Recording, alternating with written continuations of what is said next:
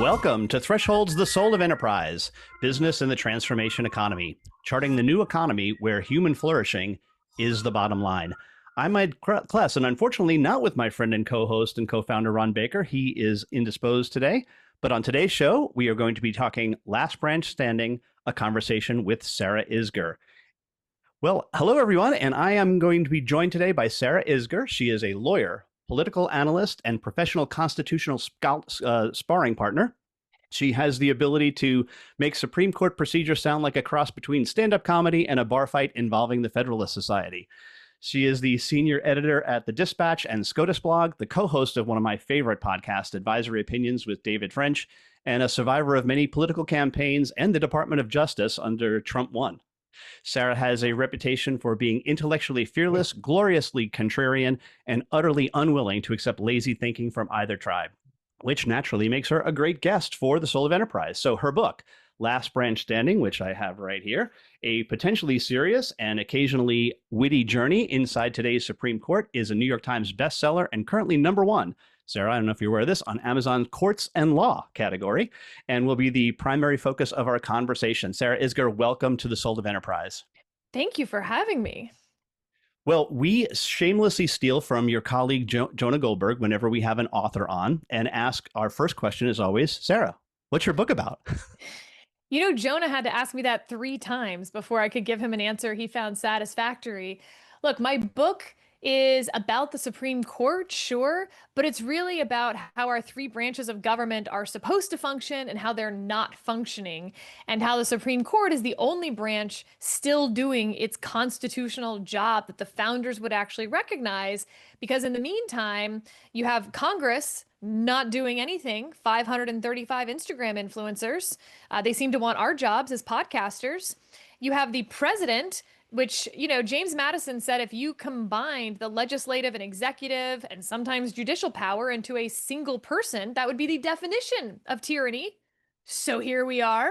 And then you have the Supreme Court still doing its job, answering the question, who gets to decide, and serving this counter-majoritarian role in American government. So yeah, it's the last branch standing. So I wrote a book about it to explain why, it's the last branch standing for now, but we'd better start protecting its independence and counter-majoritarianness and not just be happy or sad based on the outcomes.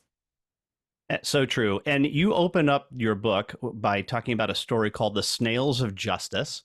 And this doesn't give too much away because it's the free chapter. If you buy the audio book, you can get it for free. So explain through The Snails of Justice what the Supreme Court does.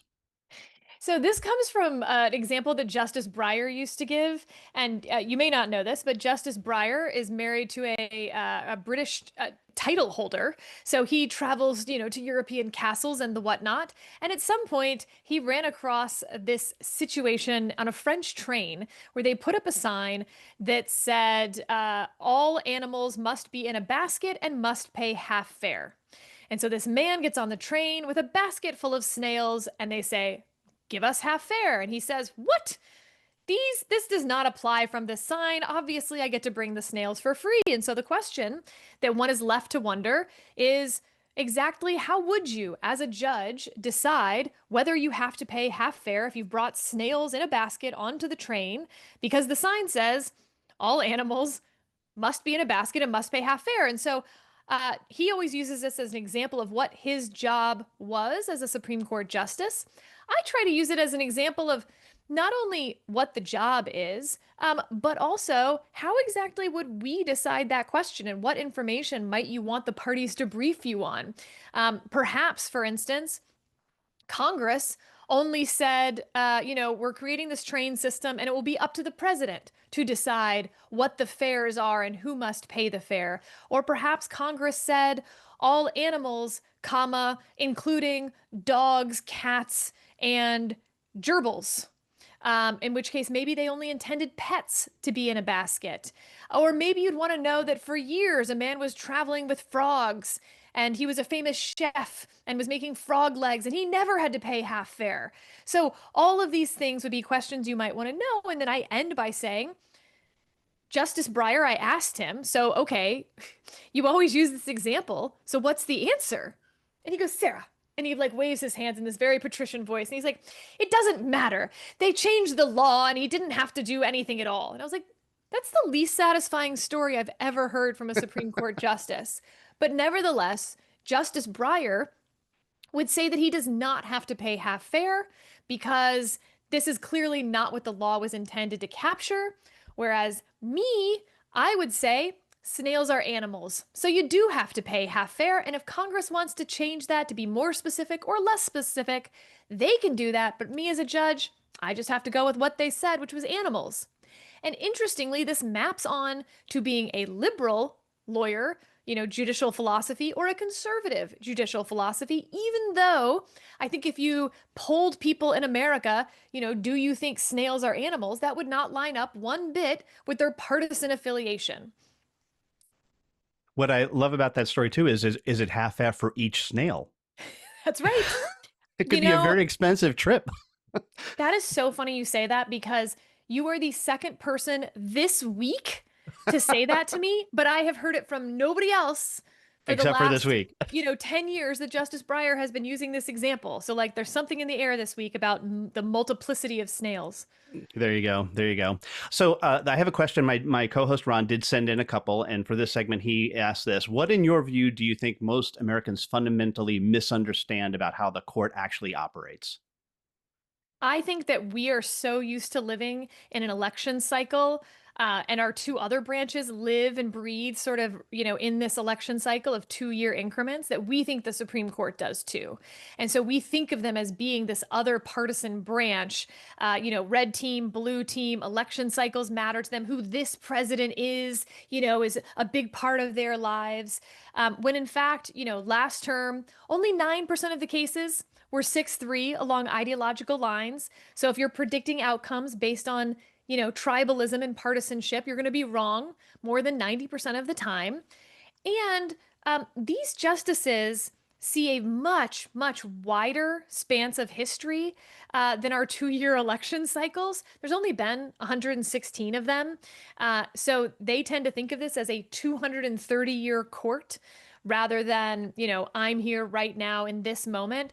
They outlast presidents, like a lot of them. So like, that's the guy there now, meh, whatever. I'm going to be here for the next guy and the next guy. And so they really tend to think of the presidency, rather than the president.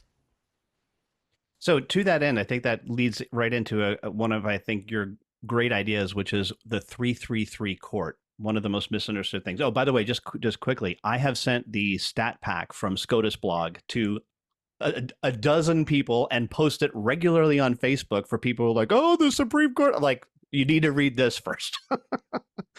So for you guys who are not SCOTUS blog nerds, first of all, on opinion hand down days, we do a live blog just in case you want to like hear what, some experts have to say about it as we read the opinions.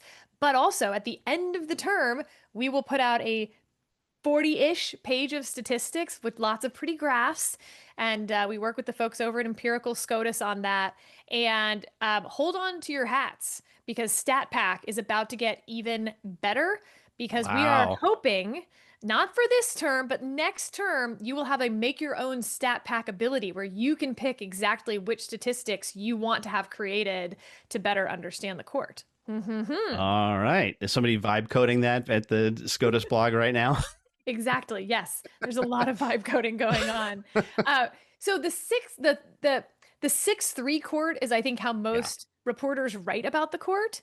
But it just doesn't map on very well to the reality of the court, which I've said is more like 3-3-3. Where you have Kagan, Jackson, and Sotomayor as one little high school cafeteria table. They sit together at lunch. You have the chief, Kavanaugh, and Barrett sitting together. These are the justices that are most likely to be in the majority. They are institutionalists, all of them. We'll get to what that is in a sec. And then my conservative honey badgers, Thomas, Alito, and Gorsuch. They are doing their own thing. Think of them like the Dungeons and Dragons table. Yes, they're sitting together, but they're not even really talking to each other. But you will start to notice that a lot of these decisions, sure, they might be 6-3 with the 3 liberals in dissent. Again, that was 9% of the cases last term. But a lot of the cases were also 6-3 with the three conservative honey badgers all in dissent together. And in fact, if you do the 5-4 and 6-3 cases together, it's the exact same number. 15% had all the liberals in dissent, and 15% had the conservatives in dissent, and all of the liberals in the majority. And so you have to grapple with this fact that Kavanaugh and Gorsuch, two Federalist Society lab experiments with excellent hair, went to the same high school together. They're basically twins. They only agreed with each other 50% of the time last term. Kavanaugh was more likely to agree with Kagan and Sotomayor than he was with Justice Gorsuch. Why? Kavanaugh's into team sports. He likes baseball and basketball.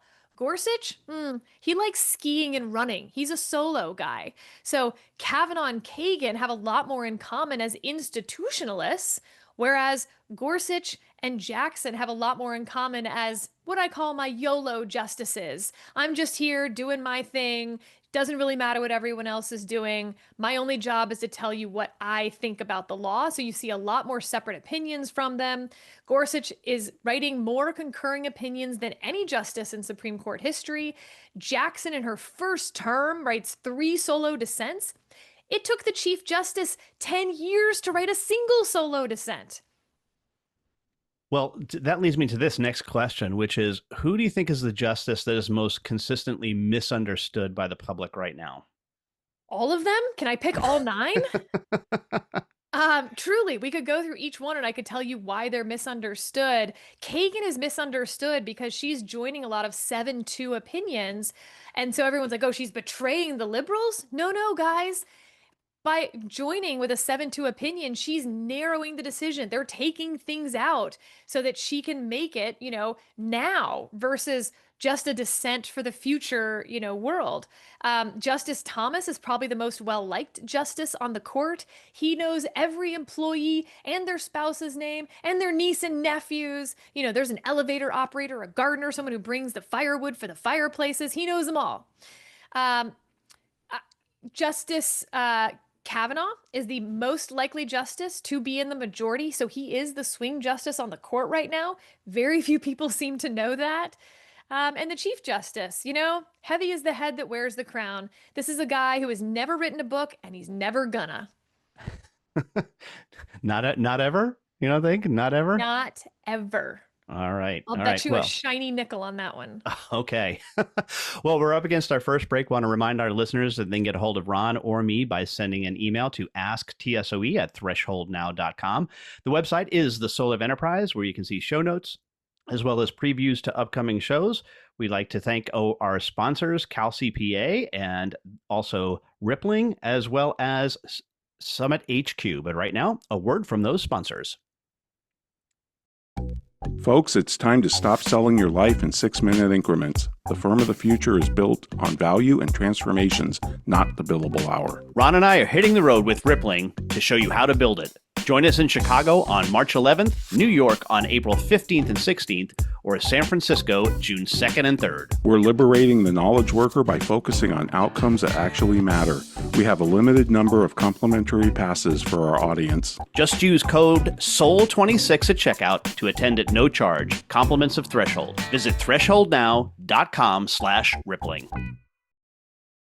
Tax season, and an accountant working from home can't get into their software. Your IT guy isn't picking up. Sound familiar? Summit was built for exactly this: a secure, fully managed cloud workspace that hosts QuickBooks, tax software, and any desktop application your firm depends on. Accessible from anywhere with the security and compliance your clients expect. And when something needs attention, our team picks up fast. 15-minute response, 24/7, with experts who actually know your software. One predictable monthly price, no surprises. Find out what your firm has been missing at summithq.com.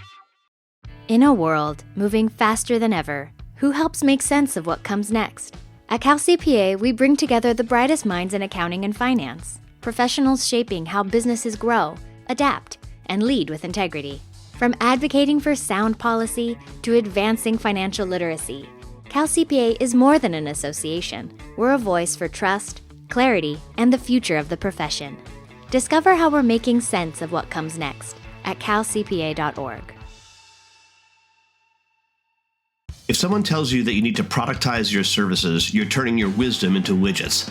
But that's not progress, it's a U-turn. At Threshold, we help professionals escape the factory floor of formulas and checklists and enter the domain of the transformation economy. You weren't born to sell products and services, you were called to guide transformations.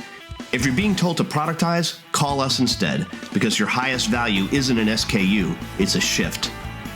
Visit thresholdnow.com to learn more.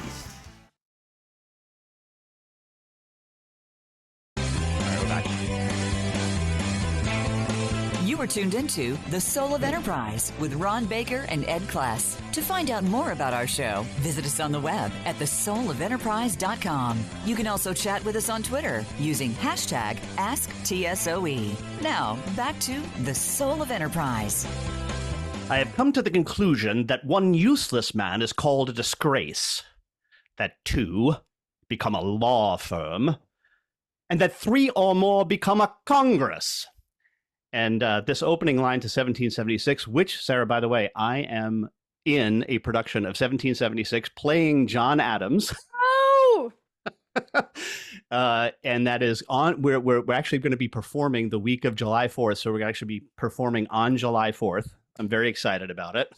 That's incredible. You know, it's funny because originally when I, was trying to find that quote, everywhere will tell you that John Adams said it. And I was like, no, John Adams would never have said that. And so it took me a long time to figure out where I'd heard it. It's from the musical 1776. And it's an amazing line, but it is important to note, John Adams did not say that, nor would he have. He was, a man of Congress. Yes.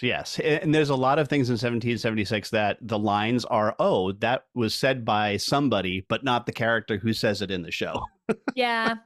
So, but it's, largely musical. Historically accurate, but it is a great musical and I'm really looking forward to performing in it. But it is also the epigraph of your chapter 12 of Last Branch Standing, which really talks about the challenges with, the Supreme Court as compared to Congress. So why should we, when anyone sees a headline that says SCOTUS affirms or / rejects, should we prepend it with because Congress failed to act? Well, so think about the cases from this term that we're still waiting on. Birthright citizenship, whether Mississippi can accept mail-in ballots 5 days after an election, even the tariffs case that's already been decided, or partisan gerrymandering. All of those are cases where the headline would say, Supreme Court strikes down Trump's tariffs, but it should have said, Supreme Court says only Congress can set worldwide tariffs. Supreme Court says it's up to Congress to decide whether Mississippi can accept mail-in ballots 5 days later, whether Donald Trump can turn people away at the southern border. Almost all of the cases that we fight about, that we're mad at the Supreme Court about, we should be mad at Congress.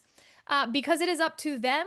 And the day after the Supreme Court decides that case, they could pass a law banning partisan gerrymandering today. But we as voters do not hold them accountable for that. Instead, we care so much now about who's on the Supreme Court, how it's being decided, their approval numbers dropping whenever they don't have an outcome that we like, when in fact, we're letting Congress off the hook. And like it says, this is a danger going forward. You said it's Last Branch Standing for now, but it really can't sustain this long term. Something's got to give. That's exactly right. The Supreme Court is never the last word in our politics. No matter what they decide, we as voters have the last word. We can ratify an amendment to the Constitution. We can put pressure on Congress to change the laws. Or we can, elect a new governor or a new city council or a new, librarian for the local library.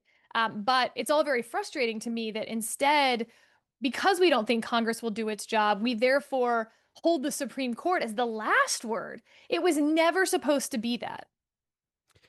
If you could, this is from my co-host Ron. He says, if you could eliminate one legal doctrine or currently standing precedent case, what would you pick and why? And why would it be Wicker v. Philbin? I'm sorry. That's my commentary. I actually call the Wicker v. Philbin decision why you could say Winston Churchill is a turnip. Okay, so. You are not the first person to ask me to say that Wickard v. Filburn is the case that keeps me up at night. It's truly my opinion. I want yours. I'm going to tell you why, when I maybe went to law school, it was, And now it's not. So Wickard v. Filburn is this idea that, he's growing wheat on his own land to feed his own cattle. And he gets fined by the Department of Agriculture because there are quotas and no one can grow more than their quota. And he's like, I'm growing it for myself. Congress doesn't have the right to pass this law because they can only pass laws, with a set of enumerations in the Constitution. We are a limited government.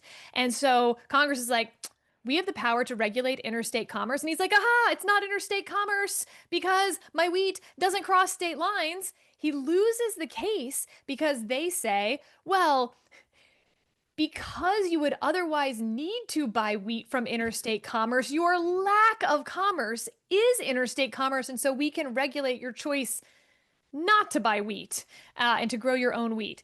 Yeah, it's a bonkers decision.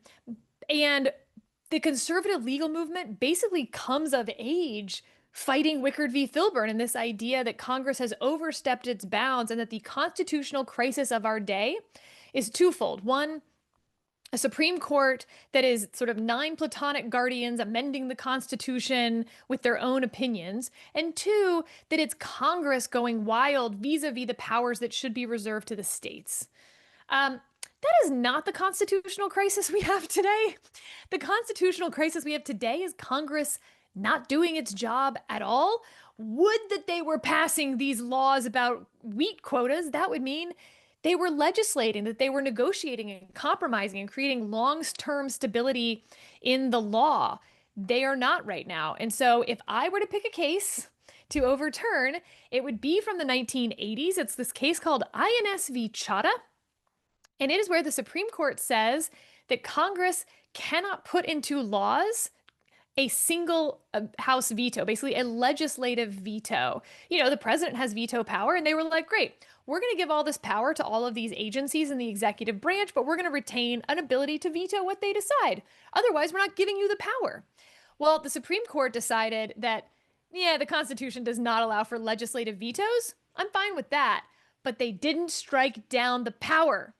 So if you want to get rid of the legislative veto, you've got to strike down the Federal Trade Act and the Immigration and Nationality Act and all these other laws that Congress gave huge amounts of power to the executive branch, but it thought it was retaining the ability to veto that. So we could still hold Congress responsible for actions of the executive branch.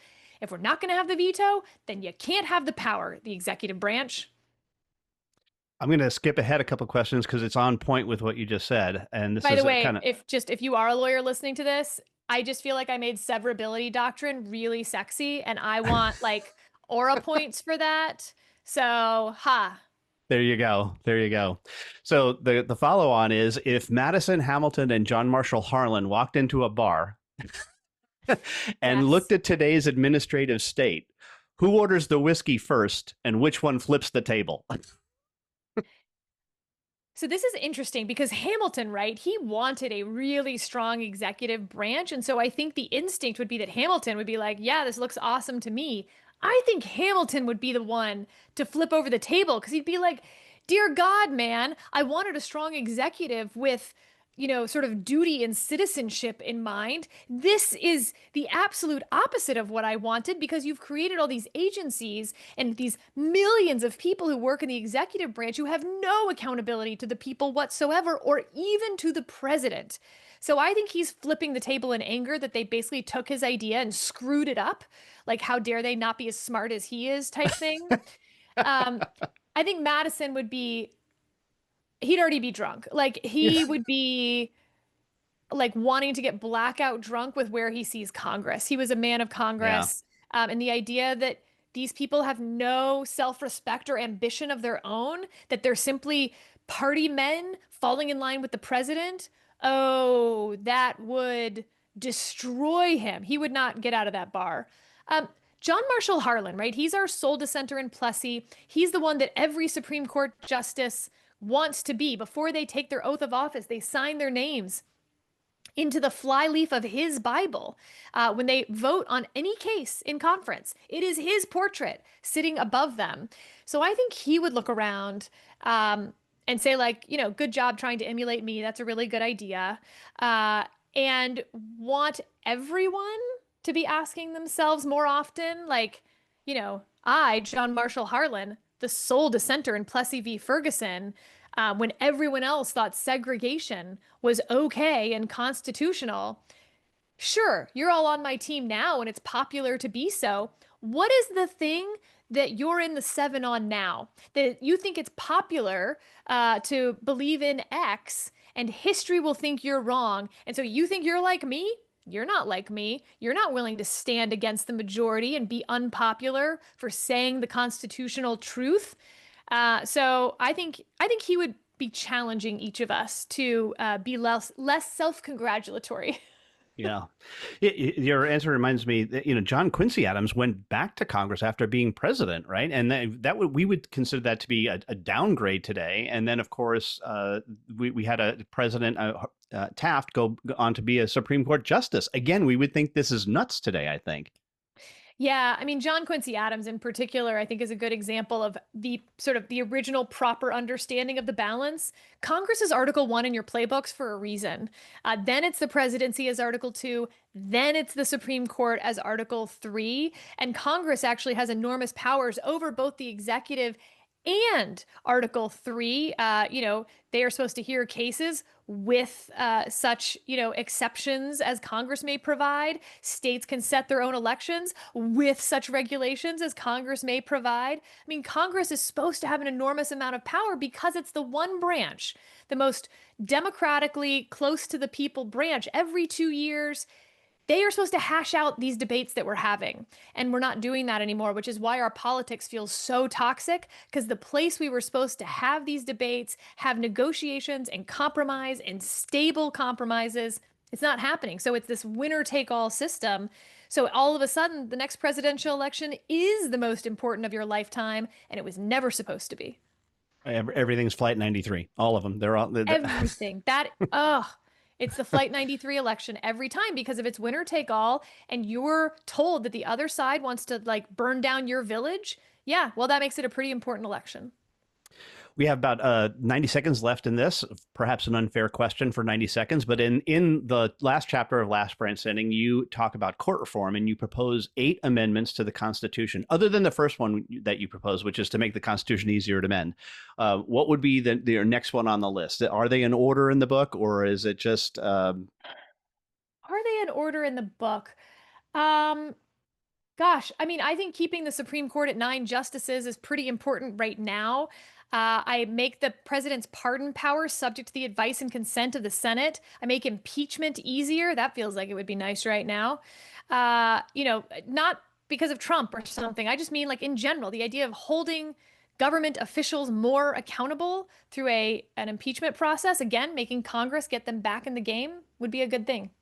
Yep, absolutely. Well, up against our next break, want to remind our listeners they can contact Ron and me by sending one email to asktsoe@thresholdnow.com. The website is The Soul of Enterprise. We also have a Patreon channel where you can subscribe to the show commercial-free as well as get our bonus episodes. But right now, a word from our sponsors, including CalCPA.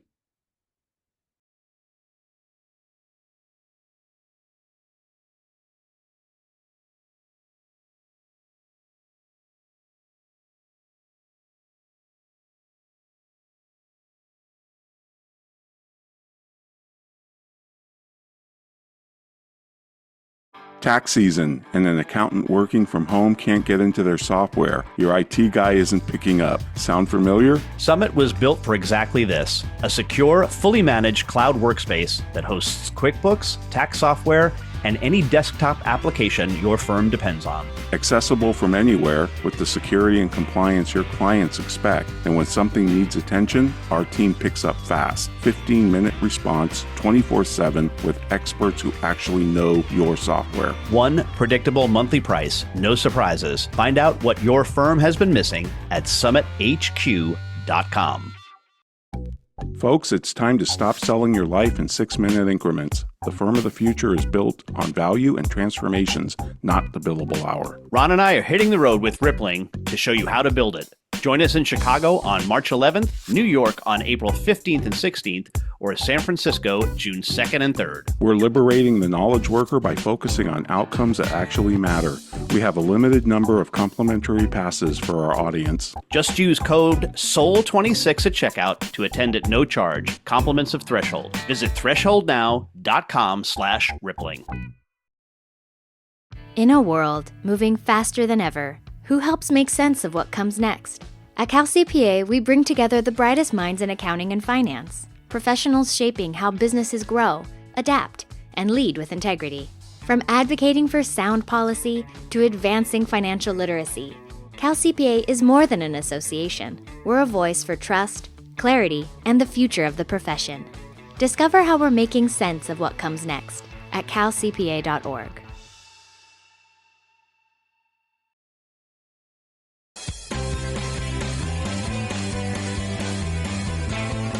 You are tuned into The Soul of Enterprise with Ron Baker and Ed Kless. To find out more about our show, visit us on the web at thesoulofenterprise.com. You can also chat with us on Twitter using hashtag AskTSOE. Now, back to The Soul of Enterprise.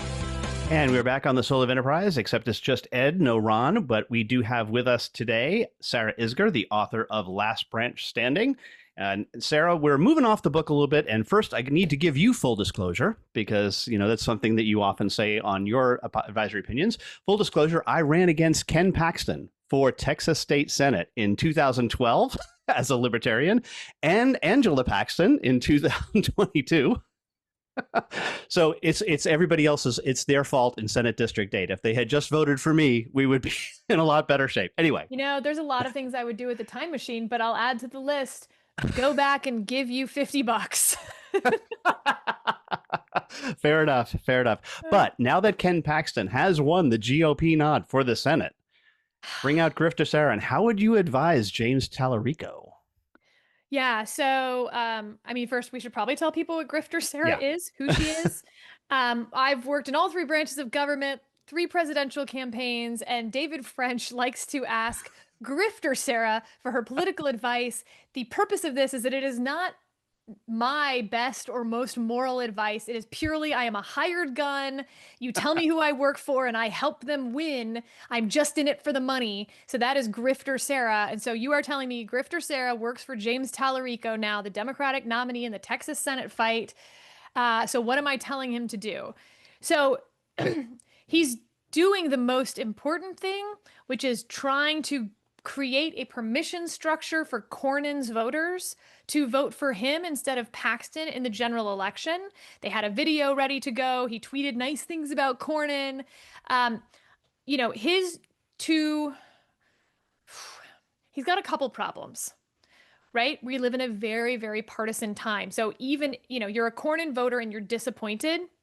A lot of them, the majority of them are going to say, well, I have to vote for Ken Paxton because, you know, red team versus blue team. And so Tallarico has to find a way to break that bond.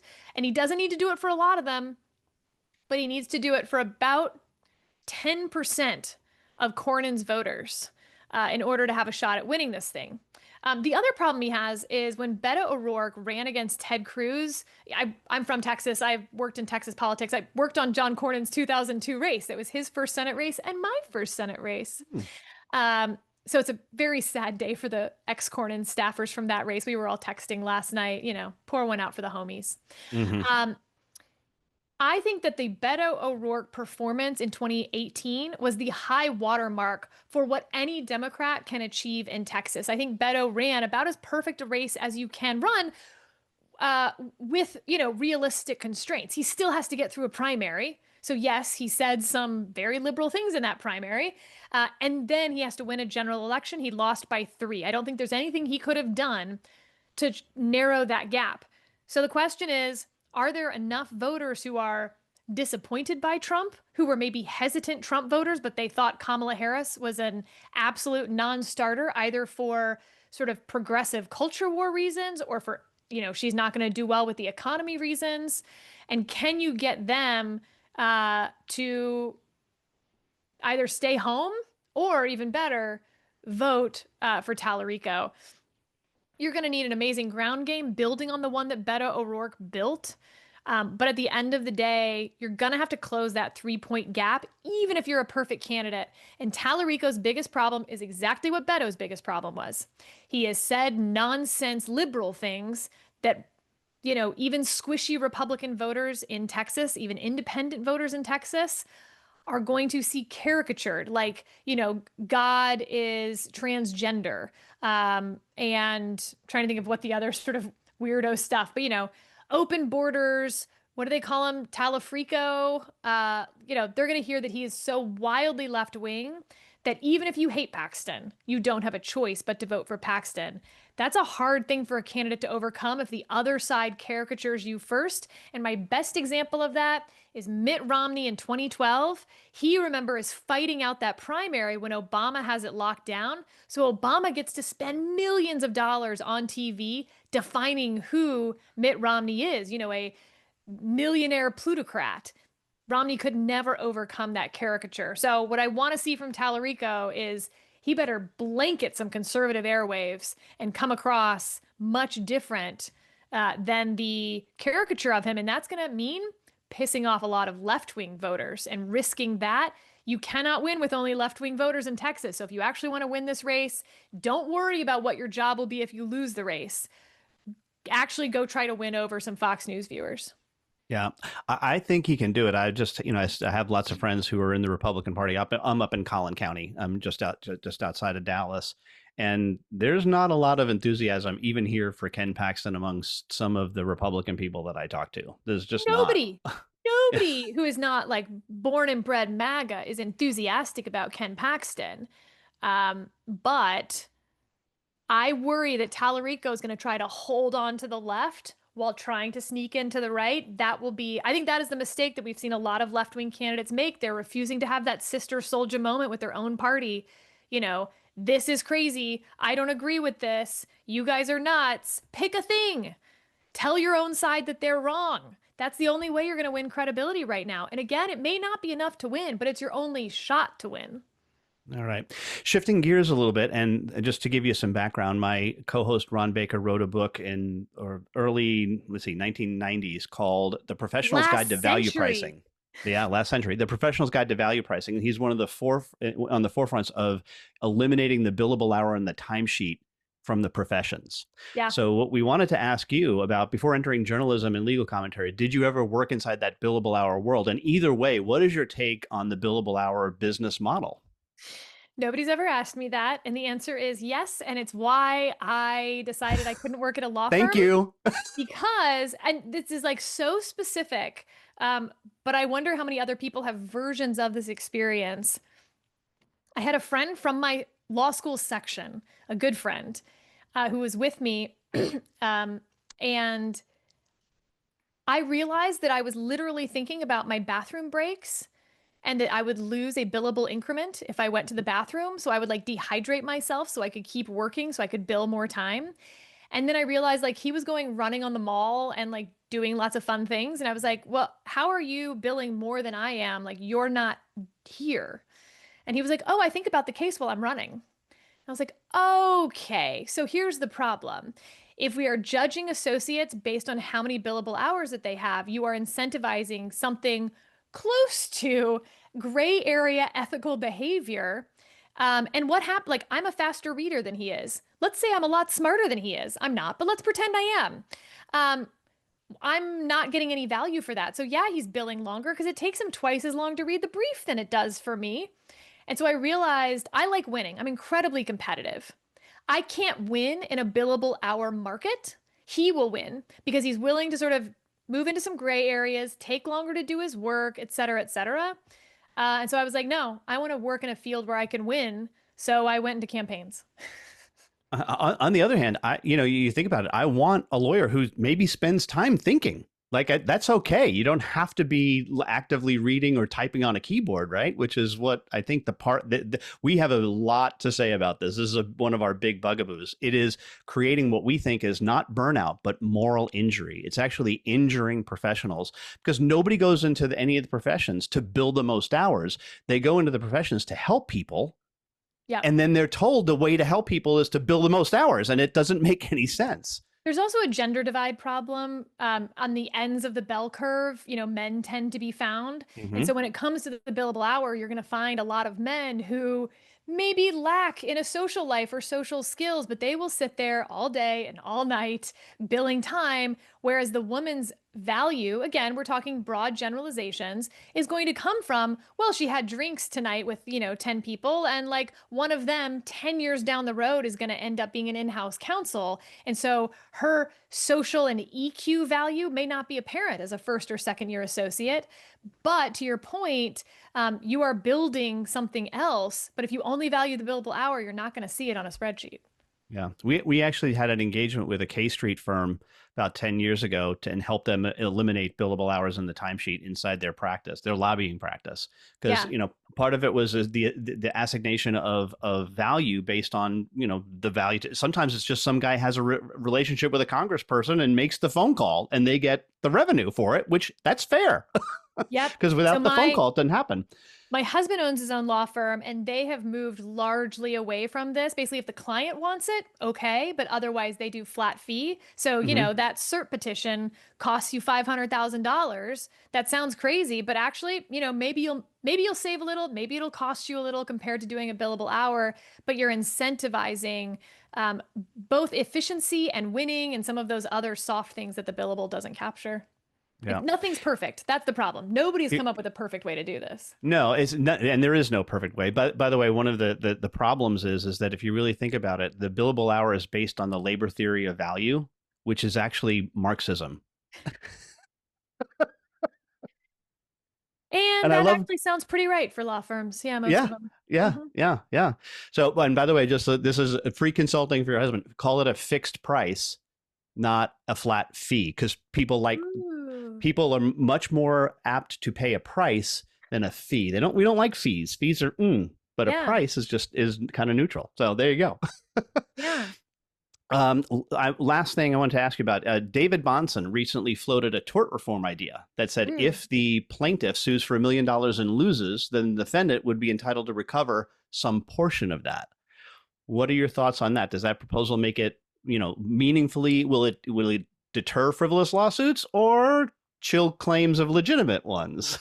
Again, we've never come up with a perfect fix for this. I have some other things that I would probably change first.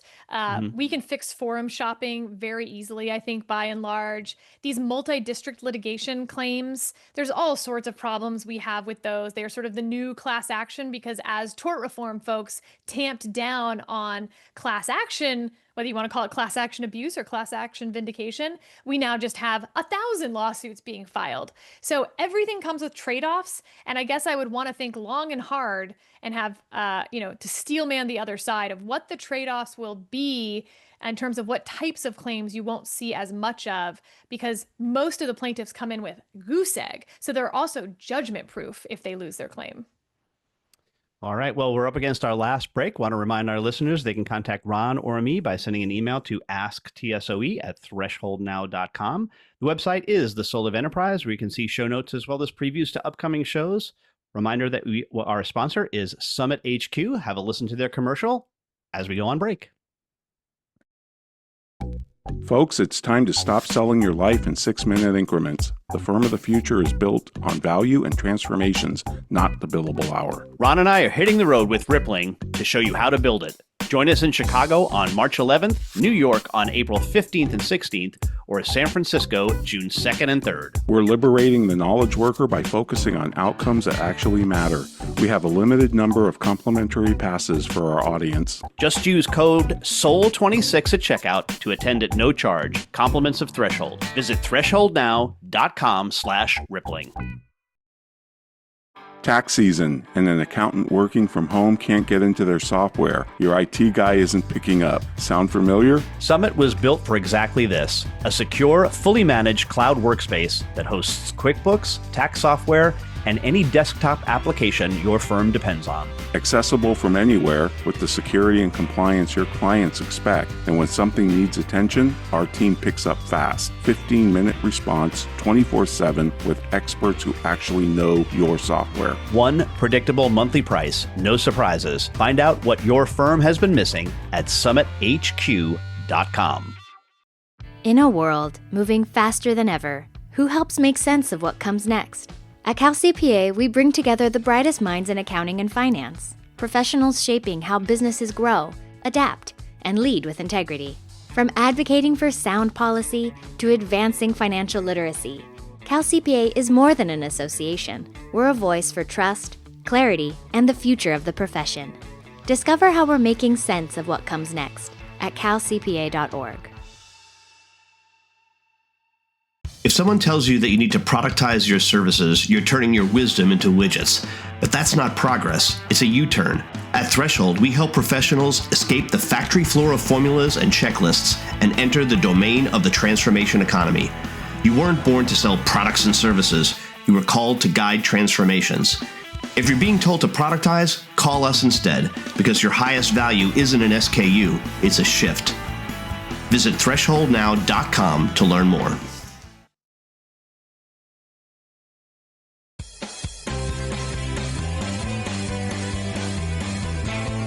You are tuned into The Soul of Enterprise with Ron Baker and Ed Class. To find out more about our show, visit us on the web at thesoulofenterprise.com. You can also chat with us on Twitter using hashtag AskTSOE. Now, back to The Soul of Enterprise.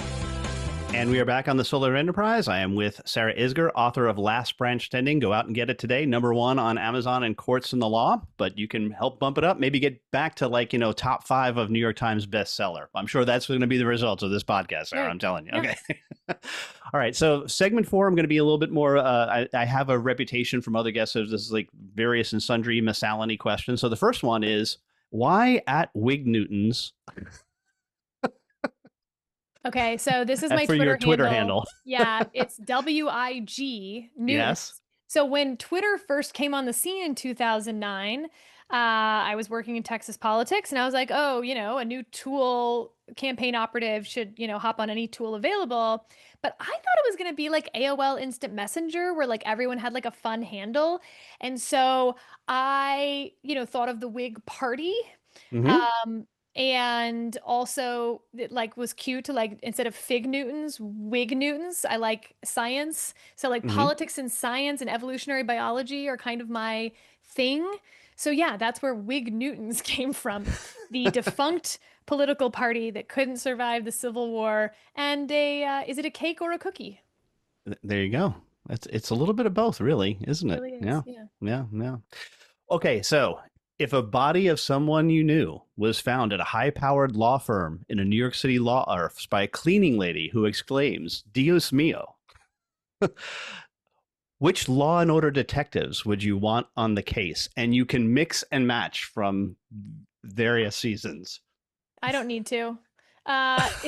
It's Lenny Briscoe and Yes. Benjamin Bratt. The actor's name, yeah. The actor's name, yeah. Ray Ronaldo. Yeah, Ray Ronaldo, yeah. Ray. Obviously, it's those two. It's sure. those two, yeah. Without question, it's got to be. My wife, by the way, goes to sleep every night to Law and Order playing in the background. It takes her about 3 nights to watch every episode. So the game that we have with my dad is, how long does it take you into the opening scene to be able to do the whole plot of the whole episode? In your head. Yeah. We've watched every episode. This is how my father and I would bond in the 90s. They used to have the TNT marathons in the 90s for any even kind of federal holiday. So yeah, that we would just sit in bed all day long and watch Law and Order marathons on every holiday. No, great show. All right, so now the next question is also Law and Order related. Which pair of DAs and slash executive DA would you have liked to have been second chair to? And again, you can mix and match the seasons. Sam Waterston is not Ben Stone. You're going with no. You know what? No. Sam Waterston is the platonic ideal, a realistic ideal, I think, as well. It is important to me that he is also the voice of Lincoln in various things as well. So, but yeah, I mean, Sam Waterston, if you remember, also did that SNL skit for Old Glory Insurance, And if you haven't seen yes, this skit, please go look it up. But it's amazing. It's making fun of these skits that try to sell things to old people. And he's like, I'm Sam Waterston from Law and Order, and I'm here for Old Glory Insurance. And you need, goes on. It sounds pretty normal. And then all of a sudden, like a robot comes in, and he's like, you don't know when those robots are going to steal your pills. And like, it has all these robots attacking old people. And it ends with Old Glory Insurance for when the robots come for you. And they will. That is awesome. That is awesome. All right. And then Adam Schiff, obviously. Adam Schiff. Okay. Yeah. As the actual district attorney. Again, I mean, I'm picking, this cast was all together at one point for a long time. And I mean, to me, that is Law and Order. That's before they did too many ripped from the headlines. They were actually doing law school crim law examples from books. So I used it to study for crim law. I'm not going to say I got an A+, but I did better than you should have done using Law and Order as your study guide. There's actually a section of a session that I teach where I talk about law terms. I say all law terms courtesy of my watching Law and Order for years and years and years. Yeah, I really don't know what these mean. Their court system is so much different. I do kind of wish that Law and Order used the federal court system. I think that would have been a civic benefit to everyone. Oh, okay. So it should have been an AUSA and the U.S. attorney and FBI agents as the officers so that everyone could learn sort of district court. Then you appeal to the circuit courts and then you ask the Supreme Court to hear your case and they say no. That would be the most realistic option. And of course, it's New York Supreme Court right out of the get-go. And that I think confuses people too. So, yeah. All right. So who's your favorite second chair? Because there were multiple with there were. Man, I mean, I think a lot of people pick Claire, and I don't think she's mine. Okay. So that's more my controversial, like, I know who it's not. I thought Abby was pretty good. I kind of wish she was less hot, to be honest, because I think that was distracting from her actually being a good lawyer and, trying to be mentored by Jack McCoy and sort of failing and being frustrated that he wasn't mentoring her better. And I think the hotness was distracting from that. All right. You can keep one of these three: Law and Order, West Wing, or My Cousin Vinny. Only one?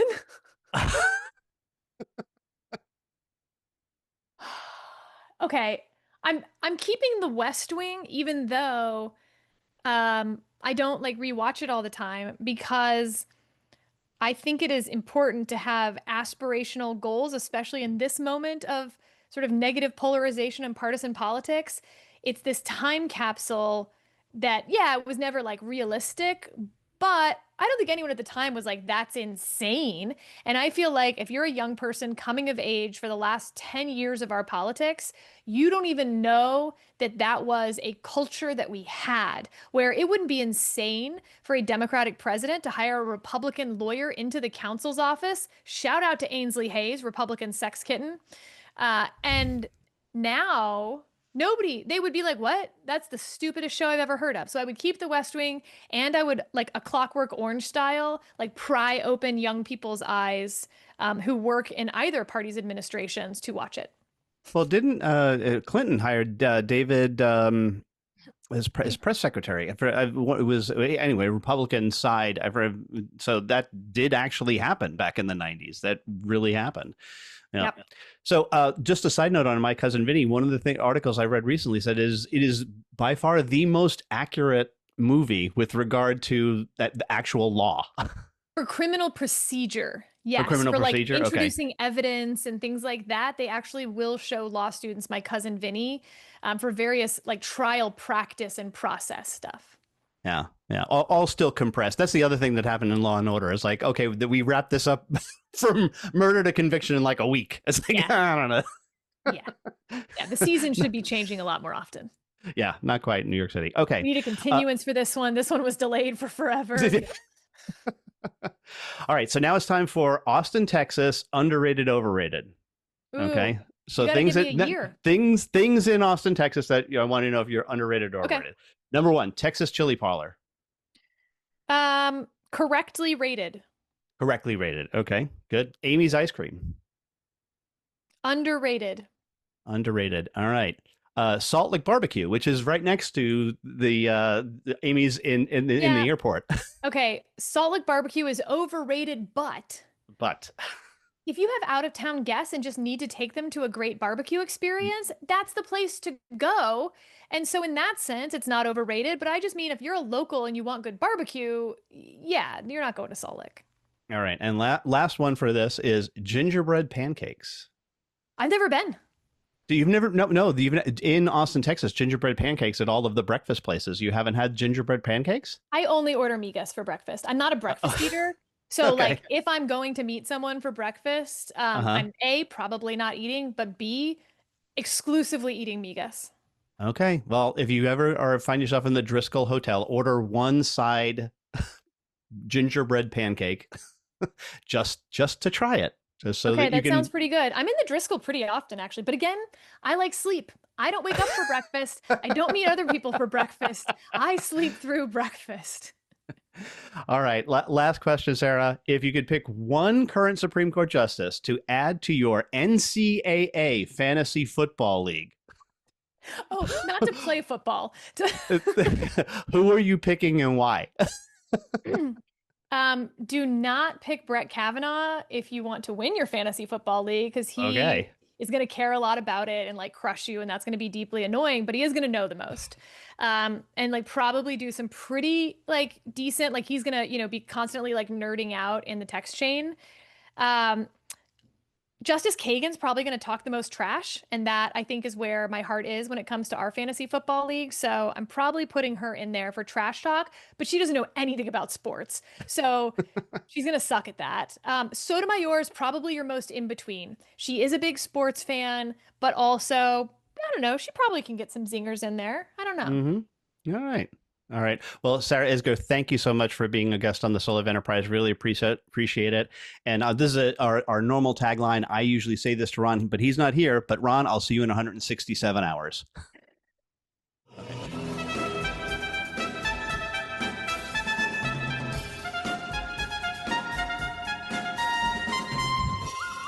This has been Thresholds, the Soul of Enterprise, business in the transformation economy, charting the new economy where human flourishing is the bottom line.